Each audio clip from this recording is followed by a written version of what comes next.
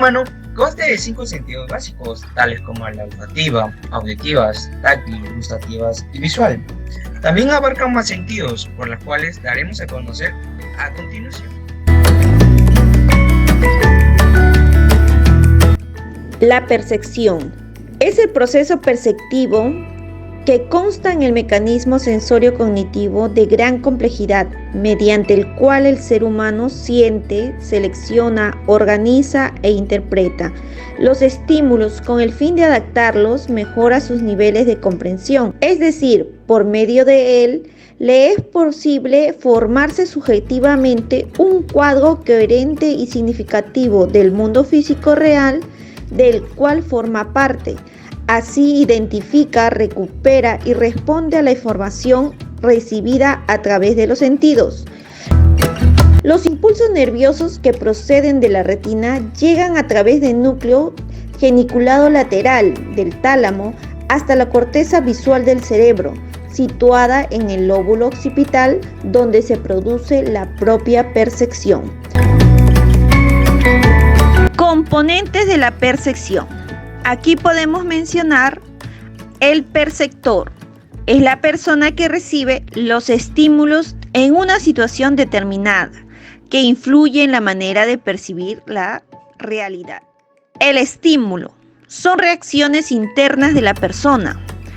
Aquí están los receptores sensibles.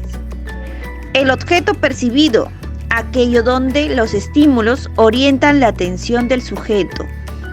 La situación es la combinación total de las circunstancias que afectan al sujeto en el momento y lugar.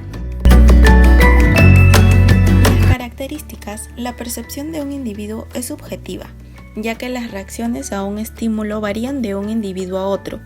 Ante el mismo estímulo visual, son derivadas diferentes respuestas. Por ejemplo, según sus necesidades o experiencia en las que se encuentra el individuo, puede ver las imágenes de diferentes formas. Selectiva es el resultado de la naturaleza subjetiva de la persona que no puede percibir todo al mismo tiempo y depende a lo que quiere percibir, elige su campo perceptivo. Temporal, debido a que es un fenómeno a corto plazo.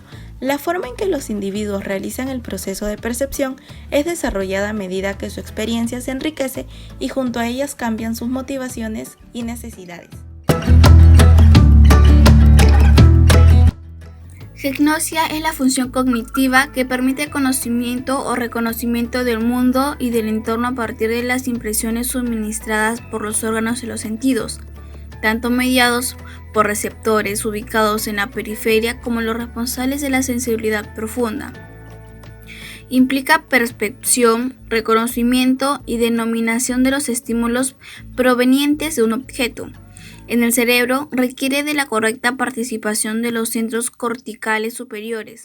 Entre las gnosias encontramos las gnosias simples y gnosias complejas. Gnosias simples intervienen un canal sensitivo, en la cual tenemos las gnosias visuales, que es la capacidad de reconocer de manera visual diferentes estímulos, ya sean objetos, caras, colores, entre otras. Gnosias auditivas es la capacidad de reconocer de manera auditiva diversos estímulos, ya sean sonidos.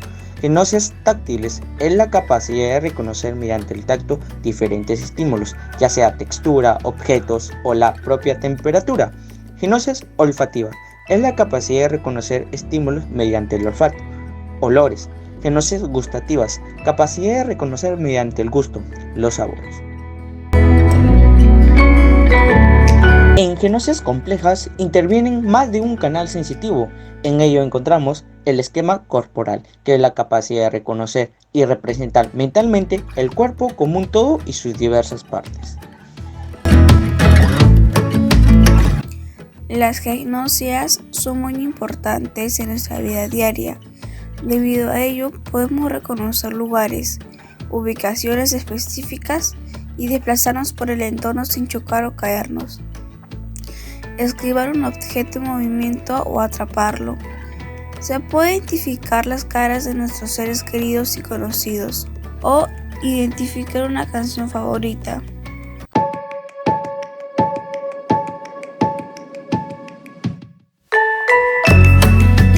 Las patologías de las genocias es una alteración cognitiva que hace referencia a la dificultad o incapacidad para reconocer cosas familiares, sin tener ninguna alteración de la percepción. Es decir, estando los sentidos preservados, puede aparecer a consecuencia de distintas alteraciones cerebrales y es uno de los síntomas de la enfermedad del Alzheimer. Normalmente aparece en fases avanzadas. Se puede deducir que para realizar el correcto diagnóstico de las patologías genocias, tenemos que descartar que existe un trastorno fásico que impida nombrar correctamente un objeto que se reconoce bien o que existe un problema de visión grave. Las patologías de las genocias son específicas para cada modalidad sensorial. De todas las modalidades, la visual, la auditiva y la táctil han recibido mayor atención. También se presentan en casos de lesión de la corteza parietal, temporal y occipital.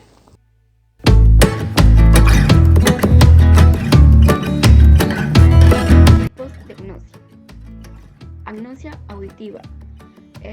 Las personas afectadas no pueden identificar objetos basándose en el sonido. Por ejemplo, no pueden identificar un teléfono cuando lo oyen sonar. Este tipo de agnosia es consecuencia de una lesión en el lóbulo temporal. Tenemos agnosia gustativa. Las personas afectadas no pueden identificar los sabores, aunque pueden experimentarlos. Este tipo es consecuencia de una lesión en el lóbulo temporal. Agnosia olfativa. Al igual que sucede con la agnosia gustativa, las personas afectadas no pueden identificar los olores, aunque pueden experimentarlo. La agnosia olfativa puede ser consecuencia de una lesión en la parte frontal de agnosia somatosensorial, que sería el tacto.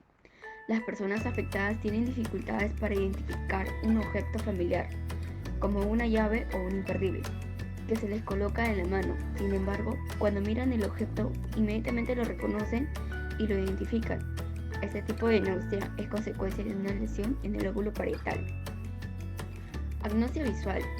Los afectados no pueden reconocer objetos comunes, como una cuchara o un lápiz. A pesar de que no pueden verlos, sin embargo lo reconocen cuando los tocan. La agnosia visual es consecuencia de una lesión en el lóbulo occipital. En algunos tipos de agnosias se incluyen los siguientes también. Está la prosopagnosia, que es la persona afectada que no puede reconocer caras conocidas. Agnosia ambiental. Las personas afectadas no pueden reconocer lugares familiares. Acromatopsia. Las personas afectadas se vuelven daltónicas.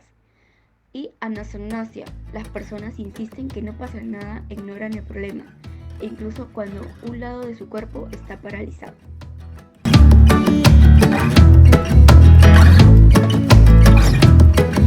Dentro de las características de las agnosias encontramos incapacidad de reconocer los estímulos presentados a través de canales sensoriales específicos. Los pacientes deben de informar diferentes quejas en función de tipos específicos de agnosia. En el caso de una intervención nula o muy pequeña en la vida diaria, algunas demencias pueden ignorarse al principio. Cuando coexisten problemas sensoriales y defectos de una enfermedad agnóstica simple, algunos de los síntomas de la enfermedad agnóstica pueden atribuirse a otras patologías. Por ejemplo, hipoacusia.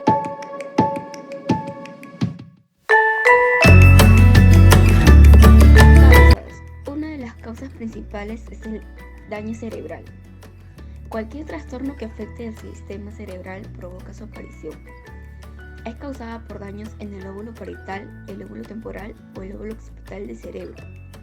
Estas áreas guardan memoria de los usos y de la importancia de los objetos familiares, de lugares y sonidos, e integran la memoria con la percepción y la identificación. Puede manifestarse de forma súbita, si la causa es un traumatismo cráneoencefálico o algún accidente cerebrovascular, o por el contrario, ir desarrollándose de forma progresiva, como desarrollar tumores, que es donde pueden tener su origen en el propio cerebro o haberse propagado, que sería una metástasis. Padecer de problemas de oxigenación cerebral, las demencias y usos de drogas.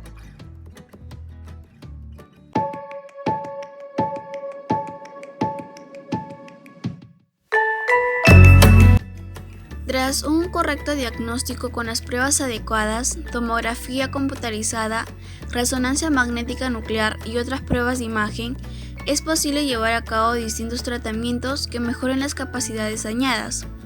Uno de los métodos más utilizados actualmente, sobre todo en niños, se basa en el uso de guías o claves alternativas. Hay que enseñar a los pacientes a usar claves específicas que les ayuden en el proceso comunicativo. Las denominadas estrategias de organización también resultan muy adecuadas en el tratamiento de las agnosias. Se basan en organizar el entorno para aumentar la independencia del paciente. Ejemplos de esta técnica pueden ser agrupar los alimentos por categorías, ordenar las prendas por colores, aumentar los objetos siempre en los mismos lugares. Cuando el paciente se niega a aceptar la enfermedad, es preferible dividir las tareas en sus componentes más simples. Eso ayuda al paciente a identificar dónde está el problema.